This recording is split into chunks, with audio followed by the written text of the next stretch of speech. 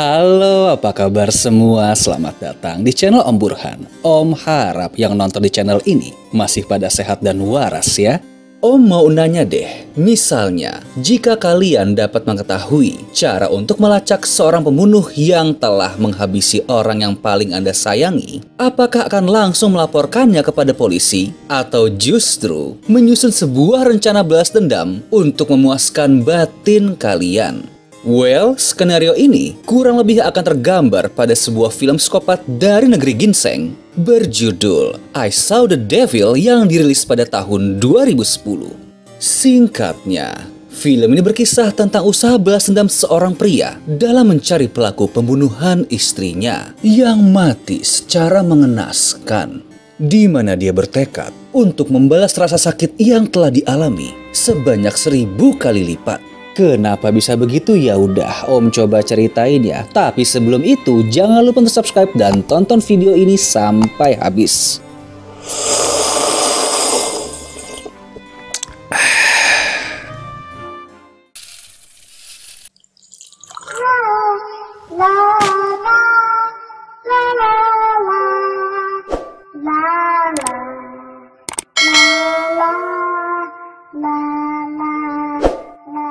Time story. Are you sitting comfortably? Then I'll begin.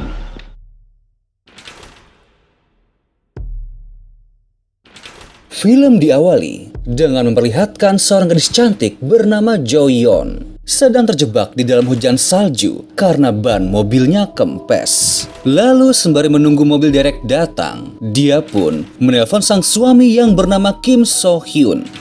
Kalau kita perhatikan, sang suami sepertinya bekerja sebagai agen inteligensi pemerintah yang terlihat tegas dan berwibawa. Tapi bisa dibilang kalau mereka adalah pasangan yang harmonis. Sebab saat berbicara dengan Jo Yeon, sifatnya langsung berubah drastis menjadi sangat lembut. Bahkan tidak segan untuk menyanyikan sebuah lagu agar sang istri merasa tenang. Ya, walaupun harus bersembunyi di dalam kamar mandi agar nggak dilihat oleh rekan lainnya.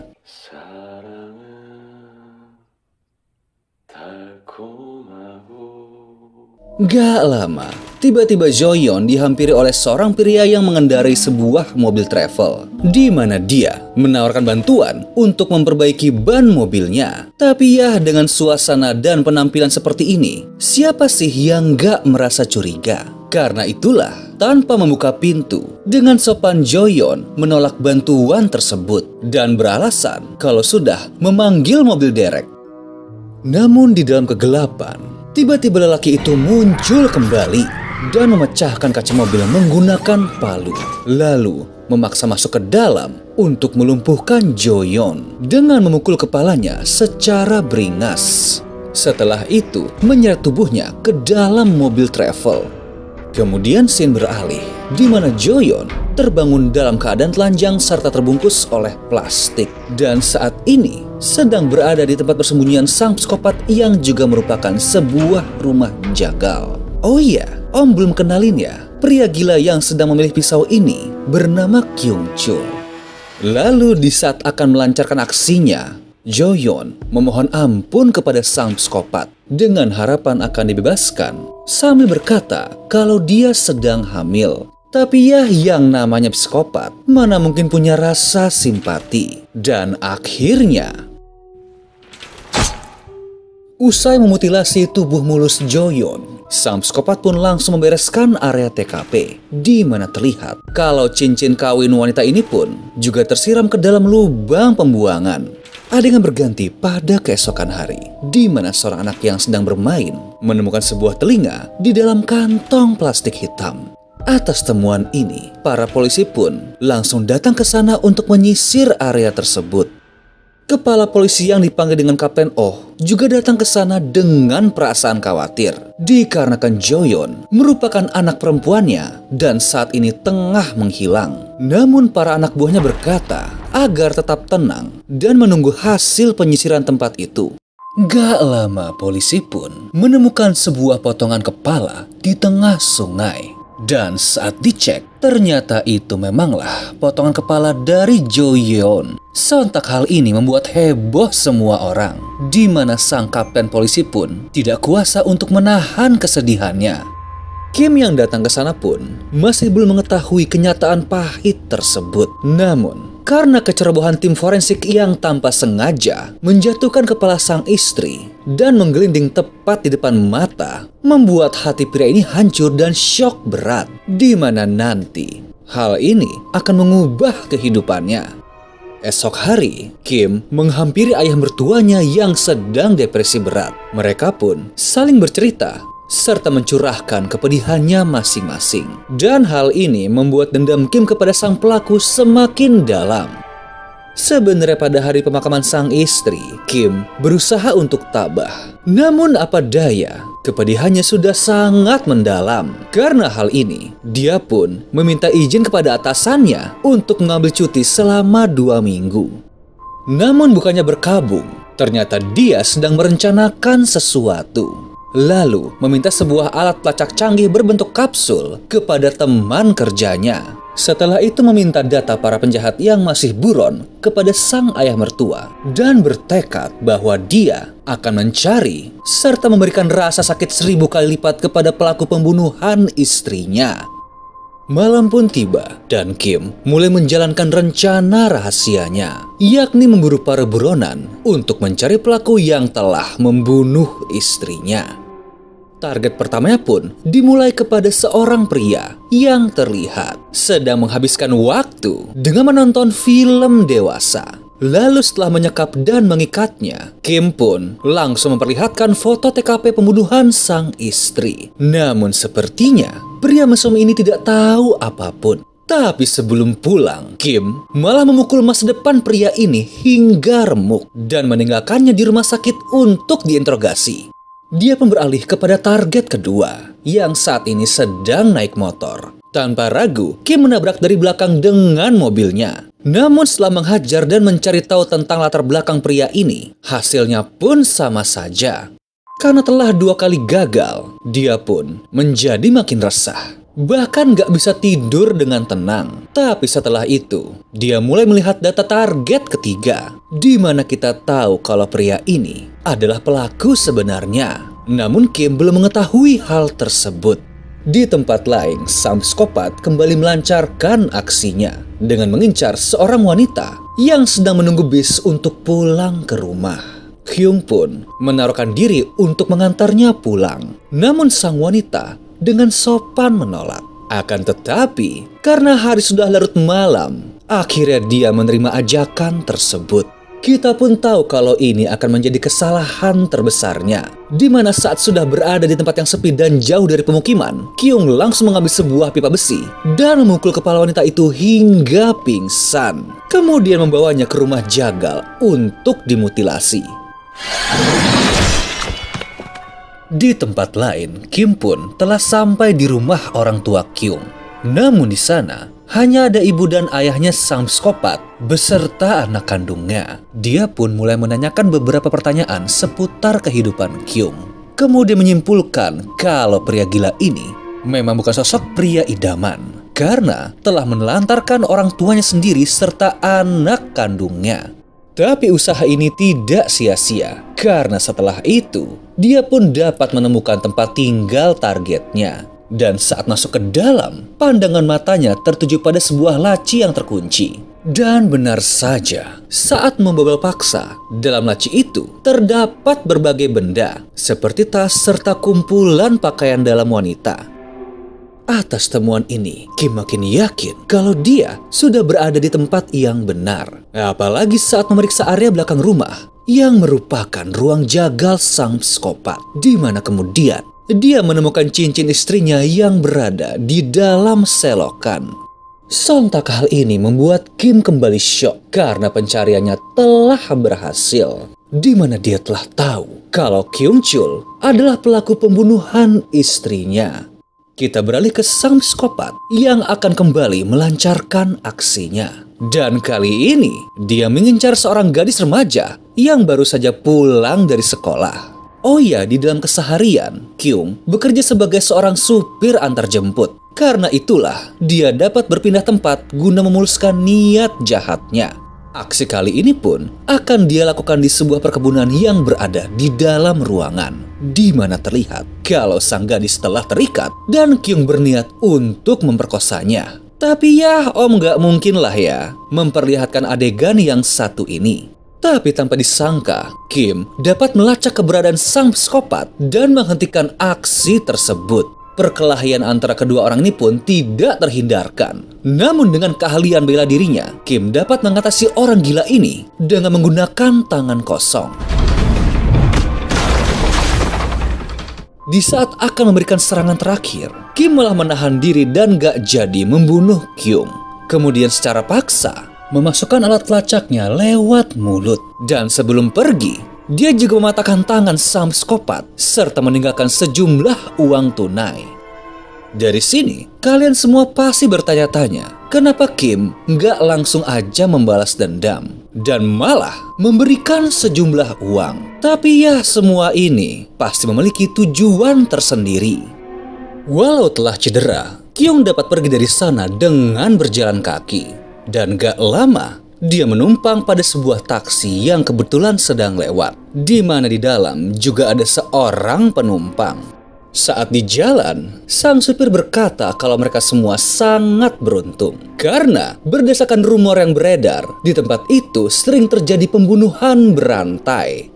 Kyung pun hanya tertawa mendengar hal itu, di mana dia berkata kalau sebenarnya sang supir sedang tidak beruntung karena mau memberi tumpangan kepada dirinya. Apalagi dia juga nggak sadar kalau pria yang duduk di belakang pun juga merupakan seorang pembunuh berantai dan telah siap melancarkan serangan dengan pisaunya. Mendengar hal ini, raut muka sang supir pun menjadi pucat. Di mana kemudian, dengan cepat, Kyung langsung menghabisi kedua orang ini dengan sadis menggunakan sebuah pisau kecil. Tampak di kejauhan, Kim pun memantau pergerakan sang psikopat dengan GPS yang sudah tertanam di badannya. Di mana setelah itu, terlihat kalau pria gila ini telah sampai di sebuah klinik kecil untuk mengobati lukanya. Tapi saat di sana, Kyung malah bersikap kasar dan mengintimidasi sang dokter. Aksinya pun gak berakhir sampai di situ, karena dia juga tertarik dengan suster cantik di sana. Bahkan dengan nekat ingin menggarap wanita manis ini di dalam ruang pengobatan dan memaksanya untuk membuka baju. Tapi gak lama, Kim kembali muncul, lalu menghajar Kyung hingga babak belur. Di mana kali ini, dia memotong otot tendon pada salah satu pergelangan kaki sang psikopat. Namun setelah itu, dia malah meminta bantuan sang suster untuk mengobati luka tersebut. FYI sedikit info ya, otot ini biasa disebut dengan tendon Achilles, di mana ini adalah tendon terbesar di tubuh manusia dan terletak di belakang pergelangan kaki yang menghubungkan otot betis ke tulang tumit. Kegunaannya pun sangat penting karena sering kita gunakan untuk berjalan, berlari, dan melompat. Jadi jika bagian ini mengalami cedera atau putus, sudah pasti membuat sang penderita nggak akan mampu untuk beraktivitas secara normal. Kim pun kembali melepaskan sang psikopat yang saat ini makin tersiksa karena tangan dan kakinya telah cedera parah. Dari sini, Om yakin kalau kalian juga menyadari bahwa tujuan asli Kim adalah ingin menyiksa Kyung terlebih dahulu agar aksi balas dendamnya semakin terpuaskan. Hal ini tentu membuat sang psikopat murka karena pada dasarnya seorang psikopat tidak takut akan kematian, namun akan frustasi jika harga dirinya selalu dipermainkan. Namun bukannya kapok, dia malah berniat untuk kembali melakukan pembunuhan agar hatinya kembali tentram dan berniat mengincar kendaraan yang sedang lewat. Tapi lagi-lagi nasib baik belum berpihak kepadanya karena yang dia berhentikan adalah rombongan truk tentara. Yah, daripada nanti jadi sarang peluru, akhirnya Kyung mengurungkan niat untuk mencari mangsa. Untuk melepas penat, Kyung mengunjungi sebuah rumah besar di dalam hutan. Di mana itu ternyata adalah markas sang psikopat bersama para komplotannya yang terdiri dari seorang pria kanibal bernama Taejo serta partner wanitanya. Mereka pun membahas cerita masa lalu di saat bercita-cita untuk membentuk suatu organisasi teroris dengan tujuan mengacaukan tatanan dunia. Di sini, kita pun juga mengetahui kalau sang psikopat seperti selalu mempunyai pikiran negatif. Karena itulah Kyung gampang sekali tersinggung. Apalagi jika ada seorang wanita yang menatapnya dengan wajah sinis. Dan inilah salah satu alasan kenapa sang psikopat gemar mengincar wanita. Kim yang memantau pembicaraan ini melalui alat pelacak terlihat semakin kesal kepada para psikopat. Lalu, di saat mereka semua ingin beristirahat, dia pun kembali beraksi dan berniat masuk ke rumah besar tersebut. Tapi sebelum beristirahat, Taejo pergi ke dapur untuk mengecek suplai dagingnya, di mana terlihat kalau dia menyimpan potongan daging manusia di dalam salah satu kulkas. Lalu pria kanibal ini pun menyadari bahwa potongan daging kesukaannya telah habis. Karena itulah dia pun berniat untuk mengisi kembali stok dagingnya dengan menyembelih seorang wanita yang ternyata adalah anak dari pemilik rumah besar tersebut. Namun di saat akan membunuh wanita cantik ini, Kim pun datang. Lalu dengan keahlian bela dirinya, dia dapat melumpuhkan semua psikopat yang ada di sana. Lalu memanggil para polisi. Tapi lagi-lagi, dia tidak membiarkan Kyung lolos dengan mudah. Kemudian dengan bantuan temannya, membawa sang psikopat ke sebuah klinik untuk diobati. Lalu kembali melepaskan sang psikopat di luar agar dapat kembali memburunya. Namun kali ini, tanpa sadar, Kim telah membuat kesalahan yang fatal. Dikarenakan saat pingsan, Kyung telah menyadari kalau di dalam badannya telah tertanam sebuah alat pelacak. Orang gila ini pun pergi ke sebuah apotek untuk mencari obat pencuci perut agar dapat mengeluarkan alat pelacaknya. Dan sambil memaki Kim, Kyung berkata kalau dia telah bermain dengan orang yang salah dan berencana akan membunuh semua anggota keluarga Kim, lalu berniat menyerahkan diri ke polisi. Sadar kalau ancaman ini bukan sebuah omong kosong, Kim pun berusaha mencari keberadaan sang psikopat. Namun tanpa alat pelacak, hal itu sangatlah sulit. Dan gak lama setelah itu, Kyung pun berhasil sampai di rumah ayah mertua Kim, di mana kemudian dia menghajar pria tersebut hingga sekarat, kemudian memperkosa kakak iparnya.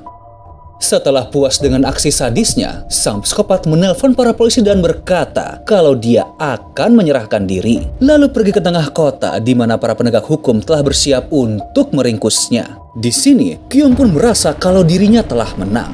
Karena yakin bahwa Kim tidak akan bisa menyentuhnya, serta pasti akan menyesal telah berkali-kali membiarkannya hidup. Tapi pada momen ini, Om yakin kita semua juga pasti nggak rela jikalau pria gila ini dapat lolos dari genggaman tangan Kim. Karena itulah, dengan nekat Kim pun mematahkan pintu mobilnya dengan tujuan untuk menculik sang psikopat. Dan pada akhirnya, Kim berhasil menculik orang gila itu, lalu membawanya ke rumah Kyung, di tempat dahulu istrinya terbunuh. Di mana setelahnya akan terjadi sebuah momen yang mungkin membuat jiwa psikopat kita meronta-ronta. Karena pada dasarnya, Kim ingin menyiksa dan memberikan rasa sakit 1000 kali lipat dari yang telah dirasakan sang istri. Hingga mental pria ini hancur, agar balas dendamnya terasa makin manis dan sempurna. Namun ya, untuk orang sekelas Kyung, yang namanya ancaman atau rasa sakit sudah menjadi hal biasa bagi dirinya. Dan dengan tatapan tajam, dia malah balik mengintimidasi dan berkata bahwa apapun yang terjadi, Kim tidak akan dapat mengalahkannya. Sambil meneteskan air mata, sang penegak hukum ini tahu kalau setengah dari ucapan itu memanglah benar. Namun bukan berarti dia tidak akan mampu menuntaskan aksi balas dendam tersebut. Di mana kemudian saat mau keluar, dia mengaitkan pegangan pintu tersebut ke mata pisau yang berada di atas tubuh Kyung. Dan dapat dipastikan, jika ada yang mencoba membuka pintu ini, maka kepala sang psikopat akan terpenggal. Saat berjalan melewati gerbang, sebuah taksi pun mendekat dan ternyata berisi keluarganya Kyung, di mana kedatangan mereka adalah bagian dari rencananya Kim. Kyung yang belum menyadari kehadiran mereka pun kembali memaki Kim lewat penyadap yang dia tinggalkan. Namun, di saat sang anak memanggilnya, raut wajah sang psikopat langsung berubah. Dikarenakan dia tidak ingin mati konyol di tangan keluarganya. Tapi ya, pada akhirnya, kepala pria ini pun terpenggal dan menggelinding tepat ke arah kaki orang tuanya. Mendengar hal itu, Kim langsung meluapkan emosi karena aksi balas dendam serta perang batin di dalam dirinya pun telah berakhir. Lalu film pun selesai.